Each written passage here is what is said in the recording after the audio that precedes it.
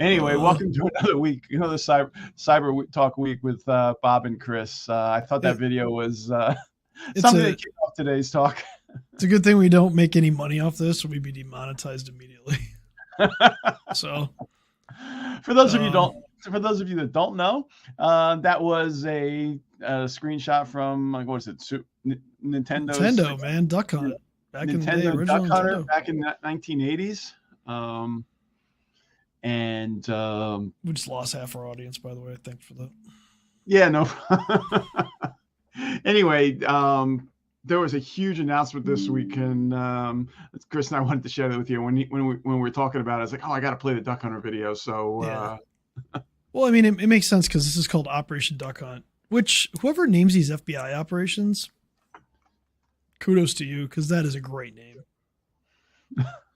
And if you really wanted, so they ran Operation Duck Hunt. It took down Quackbot, sort of. It took down a lot of the infrastructure of Quackbot. And I'm sure none of you know what Quackbot is. So let's kind of get into what Quackbot is. Let's start with the definition of botnet, shall we? Go for it. So a botnet is simply where malware is distributed. It takes over a bunch of PCs, and they can be controlled by a central actor. A lot of times they're called like a bot herder, but you can just think of them as a hacking group. They take over a bunch of computers, right? And then they can use those computers for malicious activity. So if you've ever heard of a distributed denial of service attack, they can be used for that. It's where, like, Twitter just had one of those yesterday, I think.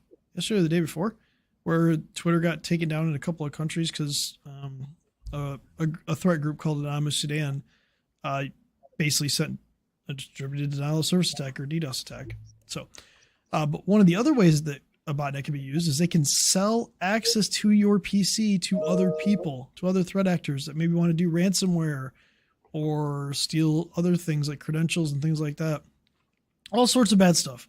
And the FBI was able to infiltrate Quackbot, and they got warrants to actually basically provide a script to you to stop the process and stop it from starting and kill the persistence. Some so Chris, this was that's a whole lot of stuff to unpack there, but basically, guys, this was malware that affected over 700,000 computers, 200,000 of which in the United States, right?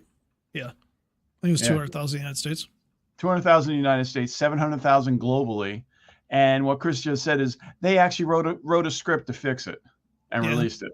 Yeah, they took over part of the infrastructure of Quackbot. So when you checked in, so when your computer checked in, I think it was like one every 1 to 4 minutes, you would get this, and it would basically tell your computer to unload it.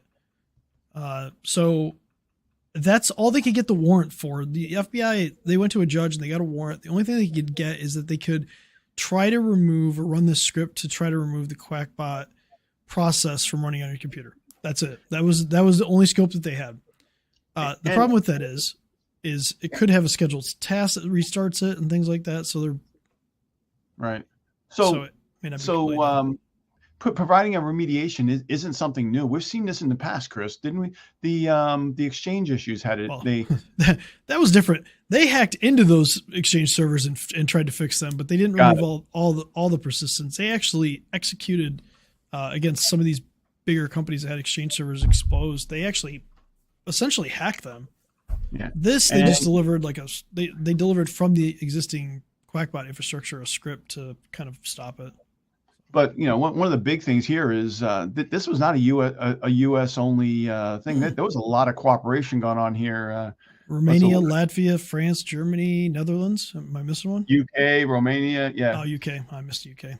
And they don't count. They're not in the EU anymore. I'm gonna get haters for that. It looks like the initial takedown they seized almost $9 million worth of crypto. Yep. That doesn't approach I think they had 58 they documented like 58 million in like 18 months, right? Between 2020 and over 2021 and 2022, 2023, it was like 58 million bucks. And that's only the money they think they got from ransomware. That's not even talking about the money they may have got from selling access to these computers. And the FBI says it's an ongoing investigation, so we'll probably see more out of it. I saw 6.5 million credentials were harvested from the United States, which those will be, I believe, on Have I Got Pwned? Yep. Pretty soon, because they have an agreement with them where they kind of feed that in there. Yeah, this is big. QuackBot's been around since like 2007, and their infrastructure was pretty cool. I guess I probably went a little too technical already, but like the way that they had it set up made it really hard to take down. So the fact that the FBI was able to kind of get to that level is pretty impressive from a technical standpoint.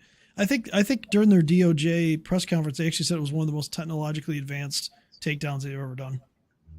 Yeah, well, you look at a lot. You look at a lot of the reports and stuff on a lot of this malware and stuff, and a lot of times these guys have better control infrastructure than a lot of corporate entities where they manage their own stuff. I mean, this is a 3-tier system. We'd have to pull the image up, but if basically they hid their main command and control servers through proxy servers, and then they had these things called super nodes. So some of these devices that they took over, they were able to elevate them to super nodes, and they could rotate through them.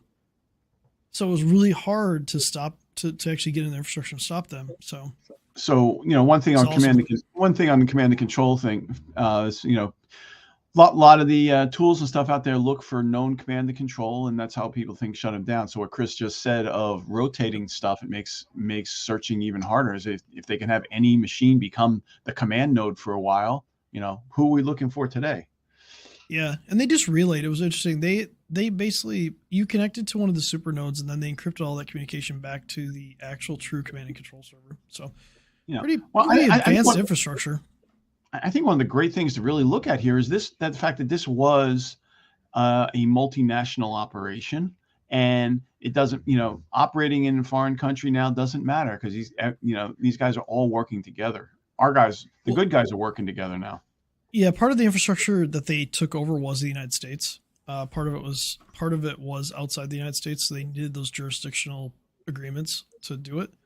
They're doing a really good job from a cyber perspective of working with like the EU specifically is really open to working with the United States to try to take down some of the stuff that's like in Eastern Europe. So, Interpol and stuff like that. But. So this is great news heading into a long weekend. We really should remind everybody that, it is a long weekend, and this is the day that, a lot of bad guys will attempt to compromise people via email compromise, getting the click on stuff because, hey, it's time to go home. Let me just check out for the weekend and move on. So go to the beach or something. That's where people think, and the mindset that they're in. A lot of people I know. I talked to my daughter, and she's like, "Yeah, 10 people in my office are already not coming in today. They're gonna have a 4-day weekend." So, guys, think before you click. And I think that's pretty much going to wrap it for this week, Chris. Let's keep it light. And you want to take a second just talk about what people can do? I think it's important. We covered it real quick. Let's just talk about what people can do from a standpoint of one of the things that you really need to be able to do in your business, and this kind of comes back to what we've talked about multiple times before, is you really need to have a level of detection response in your company, because not every one of these victims was like an individual. Some of them were like critical infrastructure. That was one of the targets of QuackBot, was critical infrastructure. They got access to a medical facility someplace in the United States. I forgot where they said. The FBI didn't release any kind of like names because they didn't want to like out people. Okay. It's an ongoing investigation, so I'm sure eventually we'll get that information. But it's really important to understand that like having like the ability to detect these threats in your environment is so critically important. Having an endpoint detection response is really critically important, because this kind of malware can spread inside of your company and lead to like lateral infection. And it's really easy when they have that level to do like something like ransomware against you, or exfiltrate data, steal. Even if they don't have the ransomware, they can steal your data. So if they can move throughout your company and you don't even know what's happening, you could be infected for days, months, years, and not even know it. They could just keep stealing information over and over again. So it's important to do that. It's important to have a response plan. And it's important to have data protected. So if you do get hit with ransomware, that you have data that is maybe in 2 or 3 different spots. One that's maybe offline, including multi-stage backups that have some level of immutability to them. And all that means is they can't be deleted for any reason. That way, if a threat actor does get in and try to delete it, like you still have a backup to go back to. And absolutely, this is all like, it's all common stuff. It's not really specifically to Quackbot. It's just really any kind of malware, any kind of like threat to your business. It's really important to have this stuff in place.